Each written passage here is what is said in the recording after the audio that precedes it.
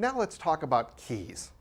A key is the term when you take a specific shape, use it to cut the hole in a background, and then fill it with something else. On screen, this looks like you're actually putting a layer on top of the video, but that's not what's really happening. So where did the term key come from? Well, imagine a door with an old-style keyhole below the knob.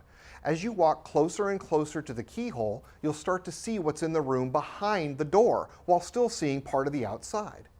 Since the two things look similar, as legend has it, that's how the term key came to be used. Let's look at some of the different key types and how we use these keys on the 3000. So what you're seeing here is a linear key or a luminance key. Sometimes the terms are used interchangeably. They do have specific places on a switcher, but for this particular demonstration, we're going to treat them the same. So I've got this in a linear mode. What a linear key does is it's going to take a look at this key signal and see how part of it is solid white, and then down below where the shadow is, it's kind of lower luminance intensity. Well, a linear key takes a look at those darker key levels and allows part of the background to show through it. Here's another example right here. I'm going to key this thing right here. And you can see in here, I've got some transparency behind where the water is pouring down here. You can kind of see it a little bit behind there when the leaf goes behind that. Well, again, if we simply look at the key signal, you can see that part of the whites are very bright, and if you go back and forth, you can see where there's nothing seen, where it says the time and the date. You can't see anything behind it or the word live. But in the middle, underneath the text, where it says eyewitness to carnage, and my son, who always seems to be an eyewitness to carnage, you can see underneath here that the key signal is darker, and that tells the switcher to let some of the stuff through. And you see here, you can see her hand back there. So that's the linear key. But we also have luminance keys, color vector keys, key white pattern keys, and chroma keys, which we're going to talk about in a couple of minutes. So now let's come back to the panel over here and show once again how we get sources into the keyers. So here on my delegation row, I have DSK1, and notice that it's a red tally since it's on the air right now. That's what's keying the MVS 3000 logo. And right now I have frame memory 3, which is the built-in still store and clip player inside the switcher.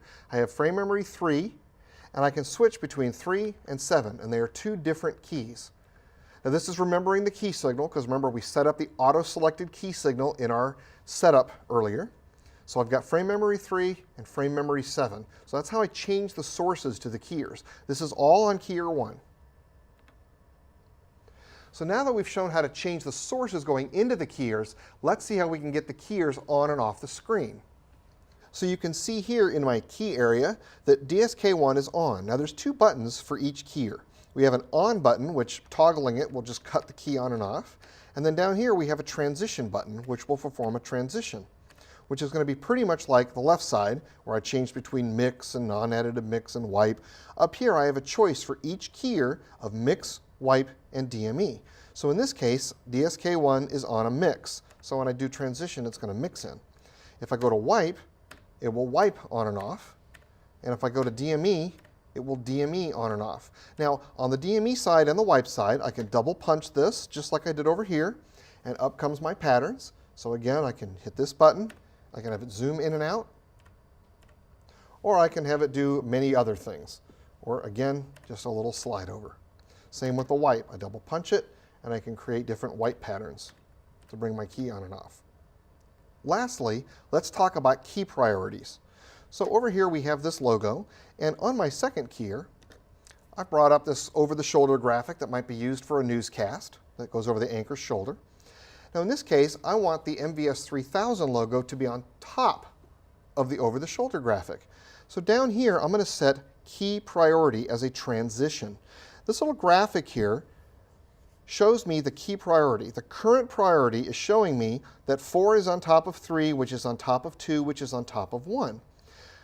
The next priority is going to be 1 on top of 2, on top of 3, on top of 4. If you want to change that, by the way, the priority set button, you can double press it and it will take you to a menu on the screen. You have key priority, which is current. You can see again 4 on top of 3, on top of 2, on top of 1. And then the next priority, which is what it will be after the transition. To execute this transition, I set my transition type to key priority. Remember, normally it was on background, where I'm just going to change the background. If I change to key priority, watch what happens. It does a transition between the two types of key priorities.